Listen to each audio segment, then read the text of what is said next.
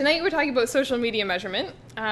So my bit about me, so I kind of have a techie background, but I also worked for TechSoup for about a year and a half now, so I'm really passionate about the nonprofit technology space, for those of you that don't know me. I do blog a lot on TechSoup Canada. We've been doing some pretty fun stuff recently with a little Jane versus Tierney competition going on, trying to find the best low-cost tools for nonprofits, so if you haven't seen that yet, check it out. And I am not a social media expert. If anyone tells you they're a social media expert, you should probably walk away slowly. Yeah, and so which is to say, I mean, the stuff that I'm going to talk to you about tonight, really, for me, it's kind of a combination of two things. This is my learning and reading and curating resources of people out there that are smarter than me and have spent more time thinking about this stuff. And it's also of what I've tried to do in my own practice of social media. So I don't claim to be an expert. I want to come at it today like we're all here trying to figure this out together. This is some of the stuff that I've learned so far, but I don't want to make it seem like, oh, here am I on this pedestal of social media measurement greatness, and there you are trying to scramble up the bottom steps. Like, it's not like that, right? Like, everybody's taking baby steps no matter where you're at. So, right. So speaking of taking those baby steps, anytime I like to talk about anything related to measurement or metrics or anything like that, I like to start off by talking about Beth Kanter's 5 stages of measurement acceptance, which some of you may have heard of before, especially if you've heard me talk. The reason I like to do this is because I like to acknowledge right off the bat that when we talk about measurement, all of us are coming at this from different places. So here, just to give you an overview, basically where you might be coming from, the far end of the spectrum is the denial stage. So this is the stage, and it may be you, or this might be, if you're here, you're probably not in the denial stage, but this might be some people in your organization who say, why would we measure stuff? Measuring stuff isn't useful. We have our spidey sense that tells us everything we need to know, and metrics are evil. They're the dark side. And not that there's no validity to the point that our instincts are valid, but there are some people that just don't like measurement at all. So that's one end of the spectrum. But maybe you're a bit up from that. Maybe you're in the fear stage of saying, you know, I get that measurement's important, but what if we measure stuff and we find out that it's not working and we don't get the results that we want? Then we'll look bad, and better to just not measure it, and then we can not have to deal with that problem, right? I think a lot of us are in the confusion stage, which is, and you know, maybe that's what's brought you here tonight, is like, I get it, I know I'm ready to measure, but what do I do now? How do I actually do this measuring thing? So we'll definitely address a lot of that. Then for some of you, maybe you're in the delight stage. So you're like, hee, measurement, this is so much fun, graphs and charts, and like you're like having all these, you know, fancy graphs and they zoom around, but you have more, you're not necessarily getting meaning out of them, you're just creating pretty graphs and charts because that's really exciting. And then really where we're all aiming is the data-informed stage. Data-informed is when you can do your measurement, but you're doing it in a focused way and you're actually analyzing it and getting insights out of it. So that's where all of us are heading. So just to do a quick poll to get a feel for who's in the audience here, does anyone feel that they or their organization are in that denial stage, just not wanting to do measurement at all? How about fear? Does anyone know anyone in their organization that's doesn't even want to think about this stuff? Okay, pretty good. How about confusion? And in the confused stage, yes, lots of people. Awesome. Way to be honest about that. Nothing wrong with that. How about delight? Anyone finding themselves in the delight stage? Nice. And anyone data informed? Yeah, Brian. Good job. Good job. So, for all of you, there will be something here. So, why measure social media? Social media is all about relationships, it's all about engagement, it's all about connecting with people online and building community. So why would you measure that? So in my opinion, there's 2 main reasons why you would measure that. The first one is, like anything else you do, no matter how relationship-based, you need to have a sense for whether it's working.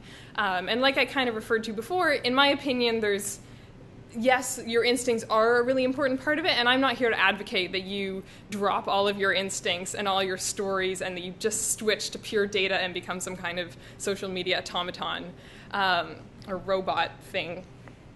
However, having solid data can really complement the instincts and your stories and your relationships that you're building and help you to actually know whether what you're doing is achieving what you want it to do. Because at the end of the day, this should be linking back to your mission as an organization, if you're a nonprofit, or your profit if you're a business, or your social profit if you're a social business. And if it's not linking back to your mission, then honestly, why are you doing it, right? Because at the end of the day, like we don't do social media because it's the cool thing to do, and if you are, that's probably not a good reason to be doing it. We do social media because it's actually getting value for us. It's getting us towards the goal that we're trying to accomplish overall as an organization. So by measuring social media, we can create goals and we can make sure that what we're doing is tying back to the bigger picture. And when we experiment, we can learn whether our experiments are working and whether they're getting us in the right direction or whether they're just a waste of time, basically. So we can make sure our time is well spent. The other reason I find is that we do sometimes we have a really good sense that things are working, but we need to prove to other people that they're working as well, and that's where metrics can also come in really handy. So for example, if you need funding or if you need leadership buy-in, being able to actually show concrete data along with stories and stuff like that of specific instances can be a really powerful way to show that your social media is successful and that it's, again, valuable for your organization's mission. So to give an example of this, one of my friend of mine works for Pathways to Education in Waterloo, which is run by Mosaic. And he had this idea. He went to a conference, and the N10 technology conference in the States, and he came back. He was so inspired, and he said, you know, you guys, we are really struggling to connect with the youth in our Pathways to Education program, but our youth are all on Facebook, and instead of emailing them, which they don't check their email, wouldn't it be nice if we could actually just connect with them where they are already on Facebook? So in this case, it's a bit different from where many of you may be, because they were using it for more like program stuff. A lot of people use it for donor engagement and fundraising and that type of thing. Anyway, no matter where you're at, in this case, he wanted to use it to connect with the youth. So they started using it, and immediately the staff said, this is so helpful. Like it saves us a bajillion hours. Like this is amazing. This is just like cutting down our time so much. And it's having all these other benefits. Like we're deepening our relationships with students. They were able to get their students involved in actually like getting one of those grants where you have to get voted up by the community. One of those they got because everyone was engaged with them. So there was this really clear sense that their social media efforts were really successful and engaging the youth in this medium was really helpful. However, again, this is where it comes back to sometimes you need to get leadership buy-in. Is in their case, they wanted to get buy-in from their leadership to do this more formally, and also they wanted to persuade the other Pathways to Education sites that it was worthwhile. So they thought about it and they said, well, what would be a good metric for us? And in their case, what they came down to is that in the past, they used to call youth whenever there was a change in schedule or they needed to deliver some piece of information, which happened pretty frequently. They would call the youth in their program, and each phone call took on average about 5 minutes because they'd have to call, they'd have to, maybe they would get like their brother or something, they'd have to wait to go find that person, maybe they wouldn't be there, they'd have to leave a message. It was just a very time-consuming process to get across a simple schedule change or piece of information. So they estimated how long they had used to spend doing that, versus that task was basically gone because they could instead Facebook their youth and just send them a message and say, FYI, schedule change, and youth were like, done, got it in 2 seconds. And they calculated that it was basically the equivalent of 2 full-time staff every year they were saving through communicating on Facebook versus communicating over the phone. So this is a pretty unique metric. I don't expect that you guys will have this metric, but it shows how even when you have a sense that something's going really well, quantifying actually how well it's going can be a really powerful way of getting buy-in. And in this case, they're now using social media at all the Pathways sites because, of course, everyone wants to save two full-time staff hours per year. That's amazing. So being able to measure their social media was really helpful for them. But note that they didn't set out this is the other thing I want to say. And this is also why I asked you in the little questionnaire when you signed up on Meetup, how long have you been using social media? Because I think it's important to go in with goals, but I don't think it's important to go in maybe with all of your metrics listed out and expect that it's going to all work out as you think, right? Like, social media takes some time to get to know, as all of you will know if you've been on it for a while, right?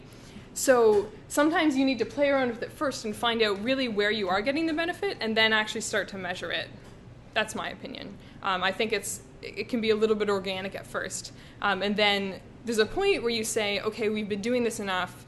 We need to actually make this a little bit more concrete, develop a little more formality around some of the way that we use social media, and it's time to set up some metrics. And that's what we're going to do today. So, who here knows how many times they posted on Facebook last week, for those of you that use Facebook?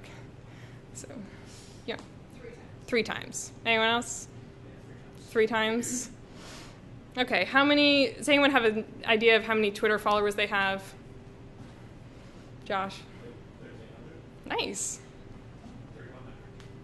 Even better. Okay, so does anyone here have a sense of how many emails they sent last week? Or how many numbers are in their phone book?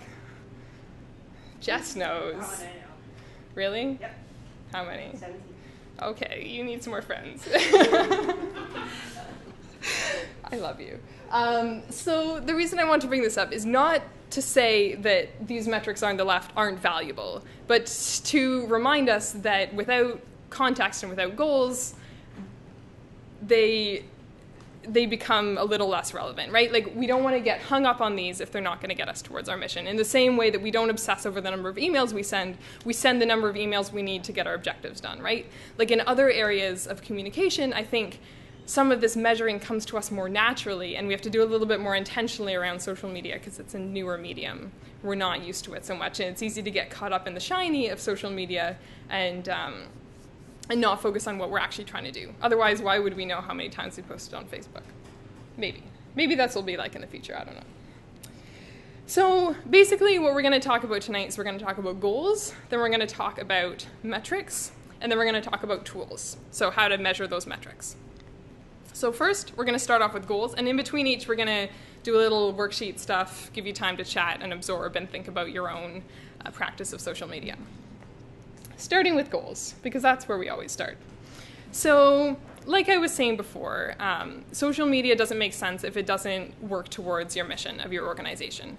So you need to have some kind of goals around why you're on social media. What are you doing when you're spending all your time there? What is it that you're doing that makes it not a waste of your time? So here's some examples. Idealware has a fantastic booklet on getting started with social media, and they have a nice long list of sample goals on there, which I recommend looking at. And just so you know, all these resources that I've mentioned are also on the back of your handout, so you can go look them up at home at your leisure.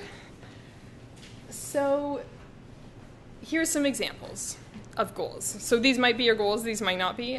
What you'll notice, one of the things that isn't on here is have a presence on Facebook. I hope we're all past that now as a goal. But I know sometimes when people get started on Facebook, that's their goal. They said, well, everyone else is on Facebook, we want to be on Facebook. That is not working towards your mission, right? Like, that's just something that someone told you to do. It's like, you should move to this office because it's the right place to be. Well, you wouldn't automatically move to that office, right? So I always try to do a reality check when I hear about something in social media, do a reality check against something else in real life to see if it makes sense.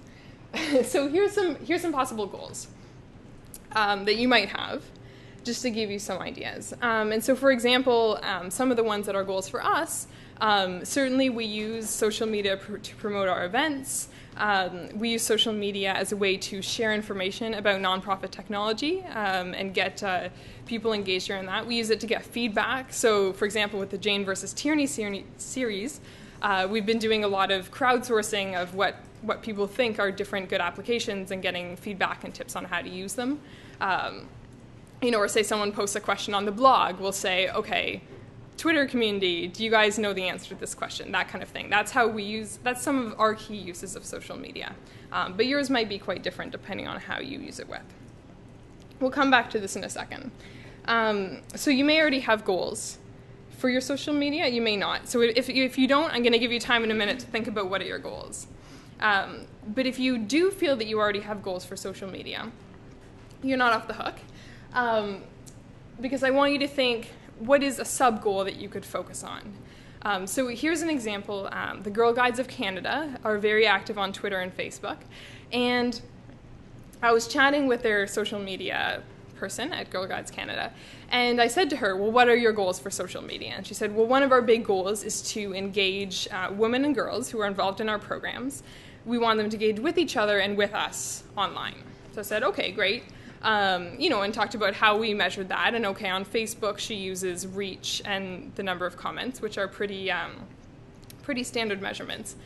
But then it was interesting because she was saying to me, I was talking to her and I was like, I notice a lot of the people that are commenting are actually adults. So what about the girls, right? Because the girls that are actually going to the groups, are you engaging them? And she said, this is really interesting because at first I was just trying to get any engagement at all. And then I realized, yes, it's mostly the women, the adults that are getting engaged. So overall, we're meeting our goal, but I can see there's a sub-goal here of getting the girls engaged. There's like a gap, right? So I made a deliberate effort over a period of time to get those girls more engaged. So that was her sub-goal. And the way she did that was she posted more content that would be relevant for younger girls. And as you can see here, she actually engaged some of the girls in creating that content. So this is a guest blog post that's by a girl in her teens who's involved in the guiding program. So it wasn't just content for girls, but also by girls. And using her Facebook Insights, this is not her Facebook Insights, by the way. This is someone else's. This is a sample. I don't think they have that many men on their page. I was just yeah, that's not theirs. But using that Facebook Insights, the demographics, as their metric, they could actually see that their demographic of the group shifted and that they were getting more girls and that they were more engaged. So I don't know where you're at tonight. You might be here because maybe you don't have a clear sense of what your main goals are on social media, or maybe you have a sense of them, but you haven't taken the time to actually sit down and articulate them. So if you're in that spot right now, then I want you to take the next couple minutes and articulate 2 to 3 main goals for why you're on social media, and bring together what you know from using social media every day. And it may be different if you have so many different channels and this is overwhelming, then just focus on one channel. And ask yourself, so what? How is this helping to advance your mission? And if you feel like you're really solid about your goals, you can write that out in 2 seconds flat, then ask yourself, what is one goal you want to focus on in the next 4 to 6 months? And you can use that as the focus tonight. So what I'm going to do is I'm going to give you a couple minutes to write that down, and then I'm going to ask you to turn to the person next to you and share your goals with each other. Get feedback on each other's goals, see if people have other ideas about where you should be at, what you should be focusing on, and then we'll come back and move on to metrics. Sounds good? Go. So we've got goals. That's great. We know why we're on social media. We know what we're doing, but we're not measuring yet, right? So let's get serious and talk about how do we actually measure what we're doing. And of course, it goes without saying that we want metrics that tie in to our goals. So there's different approaches to this in terms of like what metrics are out there, how you want to approach it. There's tons of different ways to think about metrics, and some of them can be quite unconventional, like the one I showed you at the beginning with Jason from Pathways and his, how much time was spent on the phone versus how much time was spent on Facebook. So don't feel limited by this, but if you are struggling with where do I start off in terms of picking good metrics, this is one framework that you might find helpful. And as I said, it's one of many. If you don't find this one helpful, look at another framework or find some other metrics. But I'll walk you through what this one is, and I think it will get some good ideas flowing. So basically, and this is developed by Fenton, which is a group that works with social media and nonprofits. So basically, they break it down into 4 main types of metrics on social media: see, say, feel, and do. And as you can see, they fall into 3 general buckets of exposure, engagement, and conversion. So the main thing is that all of these metrics are eventually leading towards the conversion ones. So the conversion ones are the ones that are going to tie most closely back to your goals. And these other ones all help you to get conversions, basically. So in short, C metrics are things like people being exposed to your content. So in my opinion, that actually breaks down into two things. There's how many people follow you, what your potential exposure is, and then how many people actually view your content, which is the number of actual views you get. So it's more concrete. And I'll show you some examples in a second. Then we have engagement metrics, and there's a little distinction here between say and feel. So basically, say is people that repeat your message and share it, but really basically just repeat it verbatim. So they clearly have some buy-in. They think your message is worth repeating. But the people who have the feel metrics show people going one step further. So these are people who are not only repeating your message, but they're actually adding some of their own commentary on. They're adding their own spin to it, their own message, so they're even more deeply engaged in your content. Or they're responding to your content in some kind of comment. And then the do metrics, as I said, those are the ones that usually are actually off social media, but those are the actual metrics that are really linking back to your goals and measuring are people doing the thing that you want them to be doing. So let's look at some examples. So starting again with C, in terms of, again, I think there's follower metrics and view metrics. So follower metrics, that's your the number of page likes you have on Facebook, that's the number of followers you have on Twitter, that's the number of, say, if you have a RSS feed and you get FeedBurner, you have people subscribing to it, that's that number. Those are all follower numbers. So are these metrics valuable? Well, yeah, they are valuable, because if you have 0 Twitter followers, or 1 Twitter follower and it's your mom, you can make some guesses about how effective your Twitter is going to be, right? Like, you can tweet all day and all night, and if it's just your mom following you, you're not really going to get too far. However, at the same time, you don't want to get wrapped up into C metrics, right? Like, I think the danger of social media measurement is when people only look at the follower metrics and they basically stop there and they're like, oh great, I'm so good, I have 1,000 Twitter followers, I'm amazing, I'm clearly succeeding on social media. Well, maybe not. So yes, it's helpful because you have to have some followers in order to actually get your message out, but often actually a group of followers that are really interested in your cause is sometimes actually more powerful than a large group of people that care nothing for what you do. So we start with followers. And the other type of C metrics are views. So these actually have a lot more value in my opinion, because these show you how many people actually looked at your content. So on YouTube, right, it's not how many people are subscribed to your video or your channel, it's how many people actually took the time to go watch your video, right? Like, that's more important. Of course, it's not a perfect metric. It doesn't tell you that they watched to the end, but at least it tells you that they took the time to watch a little bit of it. Has anyone, who here has heard of Bitly or owl.ly or things like that? Okay, most people. So for those of you who haven't heard of it, it's what's called a link shortener. So you get this nice big long link, it's really ugly, say you want to tweet that link, it basically, that's going to take up your 140 characters and you have no space for a message. It's a bit of a bummer. So the idea behind Bitly, owl.ly, similar services like that, is that it will take your link and it will shorten it into this nice little piece of gobbledygook that is very short in terms of the number of characters. Then you just share that short link, and when people click on that, they'll go to the original link. So it's just a nice little shortcut, so you can share a shorter link. But the side advantage of using URL shorteners is that it actually tracks the number of clicks on that shortened link. So I could take this presentation's on SlideShare, I could take that SlideShare link, I could post it on Twitter in a shortened Bitly link, and then I could see how many people clicked on that. So it's not that I know, oh, I have 2,000 Twitter followers, it's like I know that 30 of them actually, or 30 people on Twitter actually clicked on my link. So it's a lot more valuable in terms of a metric. Or on Facebook, I don't know if you have seen, there's a reach now, I think that's semi-new. So at the bottom of every post, it will tell you how many people you reached. So, and you'll notice it's a lot lower than the number of likes. So say you have 500 people that like you on Facebook, that doesn't mean 500 people see every single post that you post on Facebook, right? Again, this will be new for some of you, this will be old news for others. The amount of reach you get actually depends on how many people interact with your post. So the more people interact with your post, the higher reach you'll get, the more people's news feeds it will show up in. So this gives you a sense of who actually saw your content. What is that actual interaction? It's a higher number than the likes and shares. Sorry, what like the engagement metric? Well, the reach metric is higher than the likes and the shares. Right. So the reach means the number of people that saw it in their news feed on Facebook.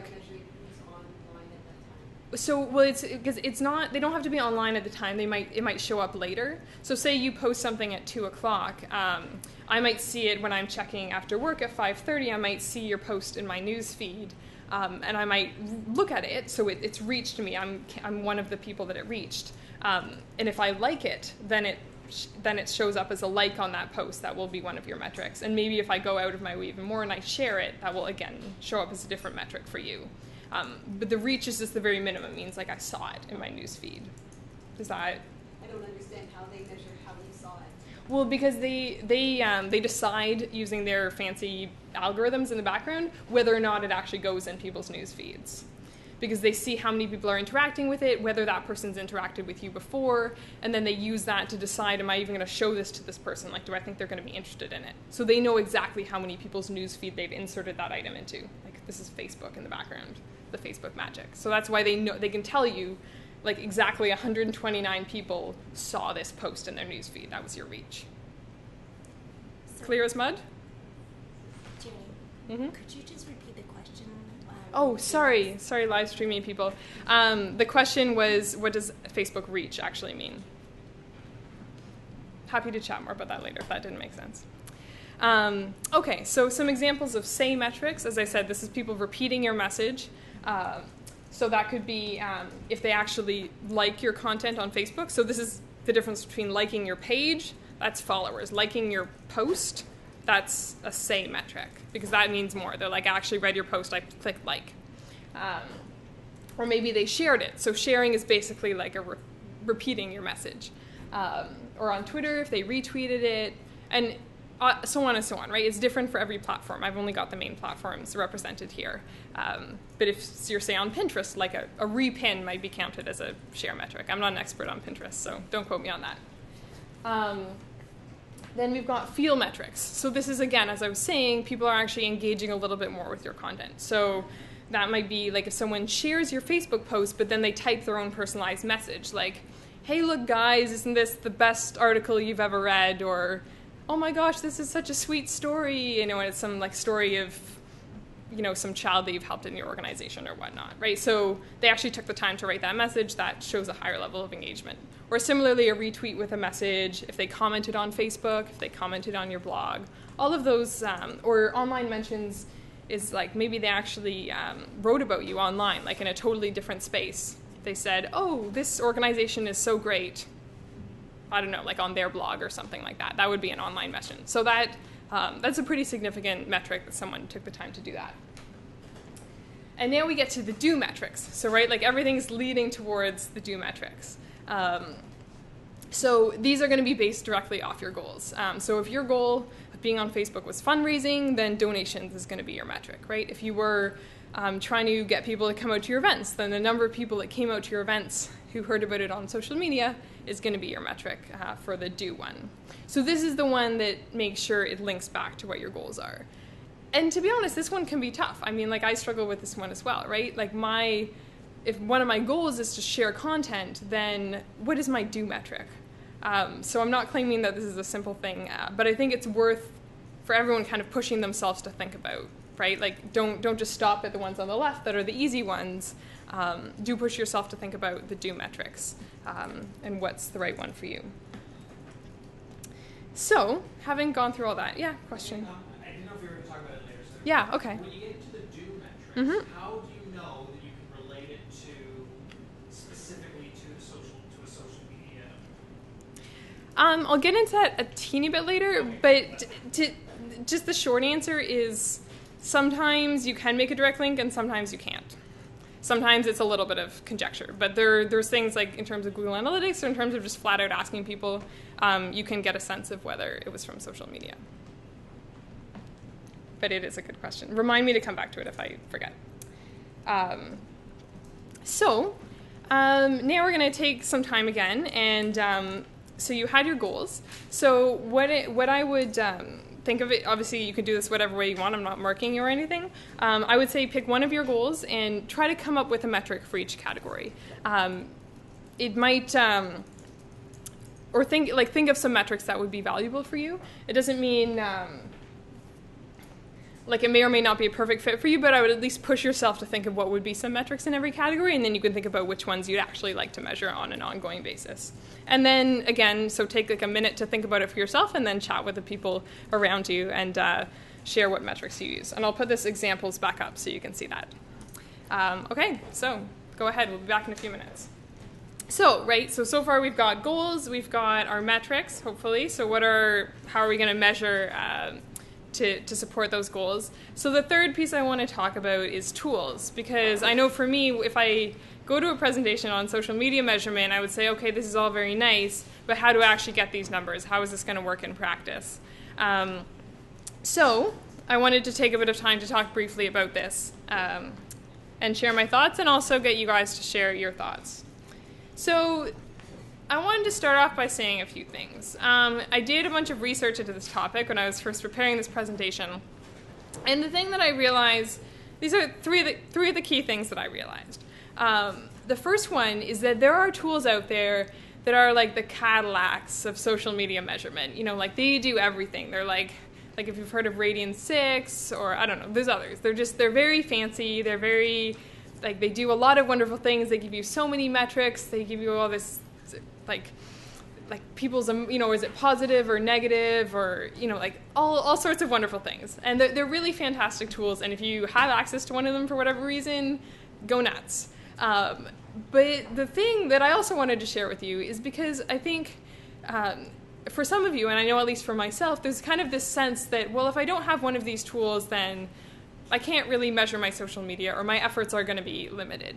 And the reality is that I read this really great blog post that Beth Cantor, who, if you don't know her, great blogger about social media for nonprofits, and she had asked, she had done some polling of her community, and she said, how do you guys measure social media? And a few people came back and said, we use these really great tools.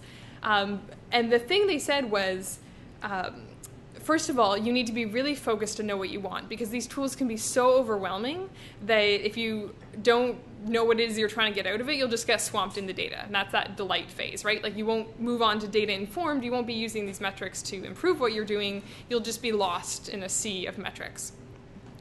And the other thing they said is that we still use a spreadsheet.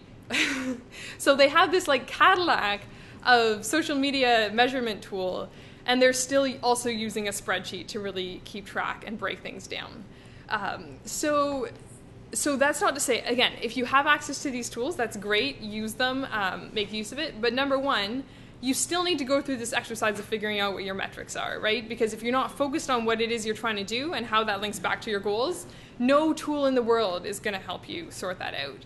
And the other thing is that if you don't have access to those tools because you don't have the budget for it, and many of us don't, we don't at TechSoup Canada, I don't want you to feel that that's the end. Like it's okay, well, you know, our social media measurement is therefore going to be inherently inferior because we don't have access to these tools. Let's give up and just not even bother. Don't let yourself get in that mindset, because it's just not true. There's a lot you can do. You don't need a big fancy tool to help you. So the second thing out there, the second point I want to make is that there are a ton of free and low-cost tools that you can use, like literally a ton. And to illustrate this and to help you if you want to explore some of these tools and find out what's best for you, I've included a couple of lists on the back of your handout. Lists that are like 100 great social media measurement tools, or like 40 of my favorite social media measurement tools, right? And so I'm not going to talk about every single one of them because we'd be here all night, and frankly, I haven't tried them all out. So if you are struggling to find the tool that is, you know, measuring this exact metric you want, you know, go nuts. Look at these blogs, read through them, you know, see if you can find one that works for you. And that's at a price point that's right for you. But what I'm not going to do today is tell you this is the tool you should use. Because this is why. There's like a million of them. And then the third point, as I said, is at the end of the day, it comes back to your spreadsheet. So most people I talk to, like even like leaders in the field who talk about social media measurement, they say we track our core metrics together in a spreadsheet. So again, the reason is because it's all about, for you, picking out what is the most important from these tools and bringing it together in a way that you can analyze and learn from and use to make informed decisions. So that's why, again, that's why we went through this whole goals and metrics thing, because it's really important to have that figured out first. So, having said that, I'm not going to leave you completely out to dry. I'm going to tell you a little bit about what I do, but I don't want you to take it as these are the tools that I should use. You're like, oh, Tierney uses this. I'm going to go use that now. Like, that may or may not fit your needs. So it may or may not be the best tool. There may be a better tool out there that I haven't discovered, and that's why I'm not using it. So that's where, if you guys are using tools, you can share that with each other and with the group. Like, that's great to know. But again, don't get hung up on the tool aspect of things. It's basically just a way to help you do some of this more finicky tracking. It's not a magic machine that's going to tell you the answers. Your magic machine that's going to tell you the answers is your head, is your brain. And on this note, this is Beth Cantor's template for Facebook measurement. So you'll notice it is a spreadsheet. And so again, Beth Cantor, if you don't know her, she's a blogger about social media for nonprofits, and she's actually written a book called Measuring the Network Nonprofit, which is coming out, I think, in the fall. Sequel to her book, The Network Nonprofit, by her and Alison Fine. Fantastic book if you have it. Matt owns a copy if you want to borrow it. Just kidding. I just gave it back to him. Don't borrow it from him. He'll be mad. So really like a leader in the field around nonprofit for social media for nonprofits and measurement. And this is what she recommends. She recommends you use a spreadsheet and track your metrics. And what's most important is this last column. So it's the what did we learn column. Because the thing is, at the end of the day, you can track all the metrics you want and they can be related back to your goals. But if you're not taking the time to do what she calls sense making, or reflecting on your metrics or whatever you want to call it, then you're not really data informed, because you're not letting that data inform what you do and change what you do and improve what you do, right? You're just tracking metrics, and that is a waste of your time. It might be fun, but it's a waste of your time. So that's that what did we learn piece. And she actually has a great blog, which I've linked to here, where she walks through, like, okay, well, for her, what are her key metrics on Facebook? And again, reach is one of them. And so she reflects on how she looks at her graph of reach on Facebook, and looks at, okay, what are the peaks and what are the troughs, and what was I doing at that time, and why did that happen, and what can that tell me about how I use social media?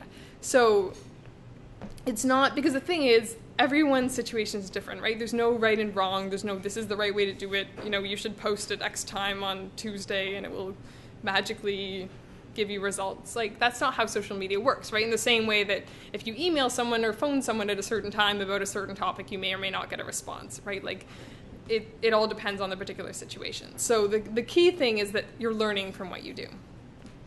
And if you want a copy of this template for your Facebook use, it's the link is here and on your handout.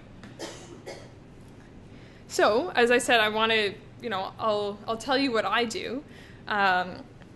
Again, this isn't a prescription. This is just for me. So what I'm using right now is part of what I want to track is we're sharing resources on Twitter.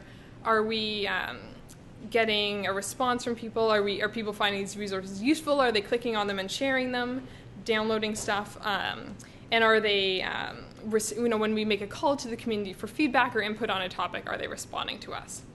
So some of the tools I use Bitly that I talked to you about before. So free, very nice, gives you nice metrics. This is how many people clicked on my links. So I can look at this immediately and see on July, I think that was the 5th, I can't tell if I was hovering over it in the tool, I'd be able to tell. Something really awesome happened. I shared some really awesome link that people really liked. It was actually an article about 10 ways to improve your website or something like that. And it went over really well, so I can immediately see that content was way more interesting to people than some other content that got like 5 clicks, right, on some of the other days. I've been using, in terms of just counting, like as a counting tool, I've been using 20 feet because it's free. It's not perfect, but it kind of does the job for me in telling me like how many replies did you get? How many mentions did you get on each day? How many tweets did you send out? How many retweets did you give, right? Because I have to be an active part of the community, like making sure that I'm, sharing other people's stuff as well and not making it all about myself. How many @replies did I do? So how much did I engage in conversation? So I use that. And as well, so also for counting, sometimes you just have to count, right? Like if you want to say I put out a call on on Twitter, and I say, can you give advice to this person on this blog, or like we're looking for input on good newsletter tools, which we were a few months ago. How many people reply to me? And honestly, I have to count, right? I have to look at my Twitter stream and see how many people replied to me and count them. And so sometimes it's even as simple as that, to be able to tell metrics and engagement, right? And the red line are the tweets that you put out? I think so in this case, but there's a bunch of different graphs. This is just one. I think this was. And actually what was interesting is if you look at the, there's another graph above that for retweets and people messaging me, mentions, and on that particular date there's a huge spike on all of those things, and the reason is because I was at the Social Media for Nonprofits conference, so not really a huge surprise, right, that there's that huge level of engagement. When you go to a conference about social media and engage with people, they engage back, and you get, more people find out about you, so you can see that clearly reflected in the metrics. And then the other tool I use that I wanted to mention, it may or may not be obvious to you, is Google Analytics. So who here has Google Analytics on their website? Okay, so for those of you who don't, you should probably get it maybe tomorrow. Really awesome tool. It's free. It tracks everything that happens on your website. It's unbelievable. I love it. Don't wait another day to get this. So when you talk about measurement delight, this is me on Google Analytics, really. But what you may or may not know is Google Analytics has been really working hard on their social aspect. So if part of what your goal is, or part of your metrics, have to do with linking people back to your website, which it does for many of you, then being able to look at this social referrals on Google Analytics is really helpful. So I can see right here, in the last month, Twitter is actually my #1 referrer. I got 163 visits that were from Twitter, and 447 page views resulted from people coming from Twitter. Last month, it was Facebook that was highest. So that's interesting, right? That it kind of depends on, honestly, I think this was actually because of that one article that did really well on Twitter and not on Facebook, right? It kind of depends. But I can see how they're all linked in together. And beyond that, because, of course, if you're used to Google Analytics, you'll know that Google Analytics flows through a lot of things. So this is partly gets back to your comment of how do you see the connection. So if you are a little bit more savvy with Google Analytics, there is some cool stuff you can do in terms of if you have goals set up on your website. So say if you have a goal set up for people to register for your email newsletter or make a donation or something like that, like a Google Analytics goal. So I'm using this in a very specific Google Analytics sense for those of you who aren't used to it.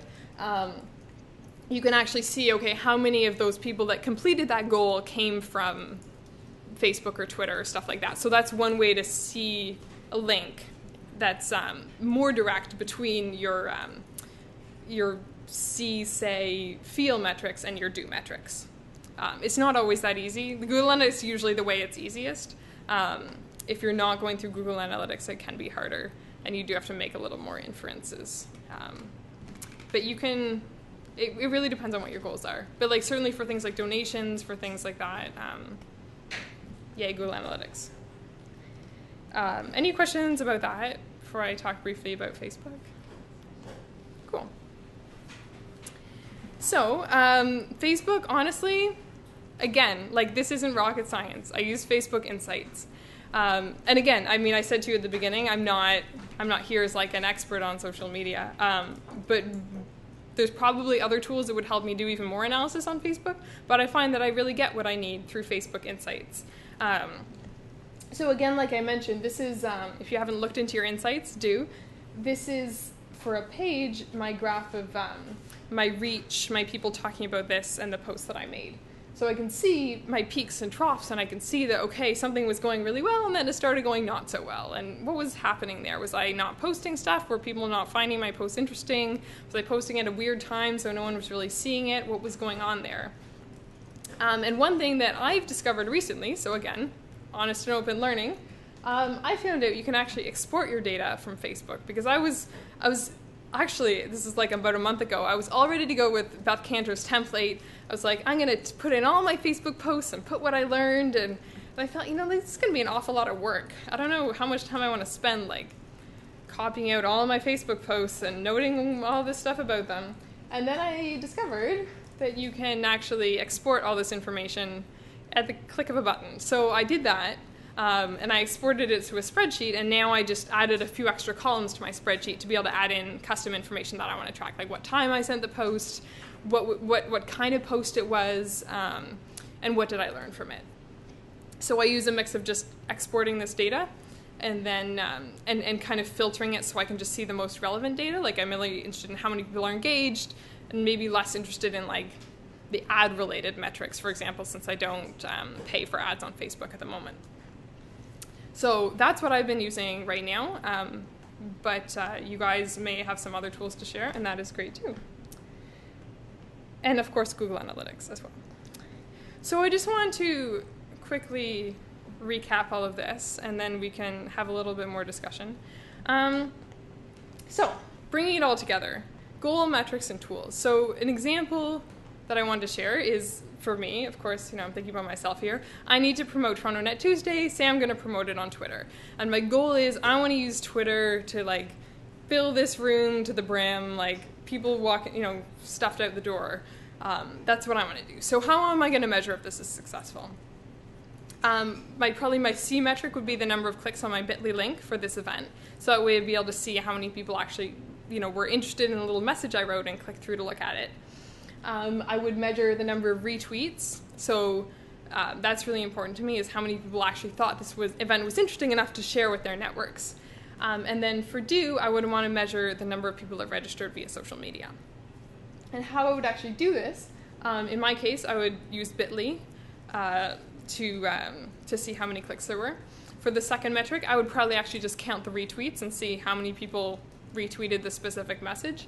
And then if I really, if I wanted to do this, I would actually ask people during registration how many people found out about through social media. And that's the other thing. Like it's not, it's not super high tech, but it kind of does the job. I could put an extra question in the meetup form. How did you find out about this event? Right? Or I could have asked you when you came out the door, how did you find out about this event? And then I would have got a sense for whether the people coming know about it from social media, or maybe you had heard about it from meetup.com and my effort was kind of wasted. And the thing about this, so this is a very specific goal, right? Like this is for a specific event, and it does take a fair amount of work to actually do all this process. So you, at least if you're anything like me, might be looking at this right now and thinking, I can't do this all the time, right? Like this is really overwhelming because I don't even just have this one goal. Like for me, I'm also sharing content, I'm also asking people questions, I'm also like sharing other people's content, like I'm doing all sorts of stuff at the same time, and doing this level of in-depth tracking for everything would be pretty overwhelming all at once, at least in my world. So the way I would suggest that you think about it is I like to think about it like experiments. So I'm doing a little scientific experiment, and I focus on one experiment at a time. So that helps me to focus in. So I would say for the next few months, I really want to see if I can get more results by promoting Net Tuesday on Twitter. So I'll set up my goal, I'll figure out what metrics I need, I'll figure out how to track it, and I'll do it. And as the first month, I'll just send out a lot of tweets.